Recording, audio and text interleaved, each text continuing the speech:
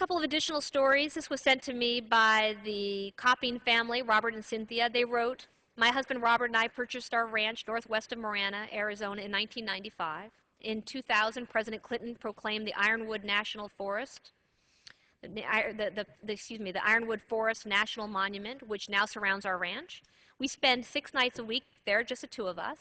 With the remoteness and animals needing daily care, we sometimes travel separately and leave just one of us alone on the ranch. Our nearest neighbor to the northeast is La Osa Ranch, 8 miles away, and to the south, the Silver Bell Mine headquarters, about 10 miles distant, and to the southwest, Queens Well, it's about 25 miles. To the west is the Jet Ray Ranch, about 10 miles. This is a part of the district that is not directly on the border, but impacted. He says, we have no cell phone service at our ranch, even through our provider Verizon coverage there. When we need to make a call, I have to get in my truck and drive 5 miles just to get a call to connect. Our neighbor owns the grazing lease formerly attached to our deeded property. His leases surround our property. The Tohono O'odham Nation borders the west boundary of his allotments, and the fence line is 10 miles west of our house. It says from 1995 to 2003, the biggest problem we had with illegal immigration was plumbing being destroyed and valves being left open at water tanks, so that some 30,000 gallons of water would be drained out onto the ground. This can be deadly to cattle, can drain entire wells. Illegal vehicular crossing from the nation to the Ironwood Monument started becoming problematic and created environmental havoc in about 2003. Vehicles heavily overloaded with people began parading past our house at all hours of the night, pristine areas filled with trash, tremendous environmental damage from cross-country motorized traffic. The BLM has postings accounting for the cleanup costs online. With the murder of Rob Krentz, our compassion for illegal immigrants in distress has been compromised by our fear for our own lives. This area is very deadly, he goes on. He talks about numerous times riding on horseback in the desert. I've come across trees with women's underwear hanging from them. The threat to women that are crossing illegally as well is something that is not heavily reported, but we know it happens. Drug smugglers come up north through the reservation. They steal horses, in this case 2 horses from different ranches on the reservation. Then they traveled north up a wash located about a mile west of our house. They passed under a loose fence and then headed north, cutting a hole in the county ranch boundary fence. Those were the early days of what now is major vehicular traffic and drug smuggling through the Tohono O'odham Nation, of which the entire eastern fence line runs along the western boundaries of now what is the Ironwood National Forest. This individual writes that the smugglers are now using stolen vehicles instead of stolen horses. Mr. Speaker, I bring these stories forward. They're real stories. They're from real constituents. They live in my district. To emphasize to members of Congress, members of the administration, and to the general public the real problems that we're having down in southern Arizona. Yes, it's true that we have increased the amount of resources in urban areas. We have more fencing. We have more boots on the ground. We have more surveillance. But out in the rural parts, where the land is vastly wide open, there is still a major problem. Before the community meeting that we had in Apache, I met with a representative groups of ranchers and heard many of these stories directly told to me. They also had some common sense recommendations for us.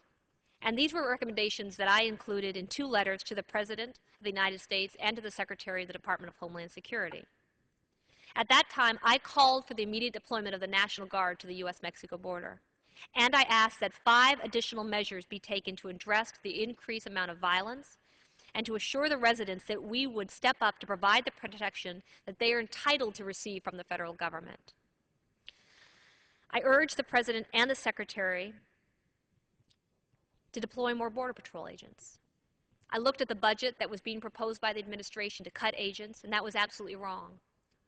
Not only do we not need to cut, we need to increase Border Patrol agents. We also need to include more horse patrol, and I'm very pleased that the Tucson sector 2 weeks ago graduated another recent class of horse patrol. Because you can see from these images, in some of these areas there are no roads. Very difficult to access the most parts of the desert, and horse patrol is the only way. I also urged the President and Secretary Napolitano to establish Border Patrol forward operating bases in the San Bernardino Valley. Again, the most remote part of southern Arizona, right there on the border. I urged the President and Secretary Napolitano to establish Border Patrol forward operating bases in the San Bernardino Valley. Again, the most remote part of southern Arizona, right there on the border. I urged the President and Secretary Napolitano to establish Border Patrol forward operating bases in the San Bernardino Valley. Again, the most remote part of southern Arizona, right there on the border. As I was driving to that meeting, I was on the phone trying to communicate with people here in Washington to find that my cell phone service was completely cut out. Miles before I was even able to arrive at Apache, I found that there was no cell phone service.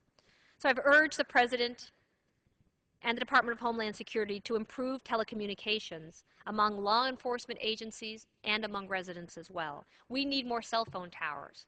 We need to know the cost of the cell phone towers. We're working to get that information. And then I had submitted funding requests to make sure that we can handle the cost of those cell phone towers. We also need to increase the deployment of mobile surveillance systems. I understand that we have 3 new MSSs coming to the Tucson sector today, redeployed from other areas. That's a good first step, but frankly, we need more. I also asked to form a joint agency task force to coordinate local border security efforts. Because what we see happening off investigation, and I talked about some of the criminal activities that's been reported in my area, you'll have a local law enforcement agent come out and do the initial investigation. And then at that point, there's a handoff. And so many different entities end up handling that case that we need to have a joint agency task force to coordinate what's happening. I've also, since that time, submitted a request for supplemental funding to increase personnel and technology on the border. I was joined by 52 other members of the House of Representatives, Democrats and Republicans, in making that request. And again, yesterday I wrote to the 2 Arizona senators asking that they support this request in the United States Senate. We know what we must do to secure the border. The people of Cochise County and the residents of southern Arizona know exactly what they need. So the time for talk is over.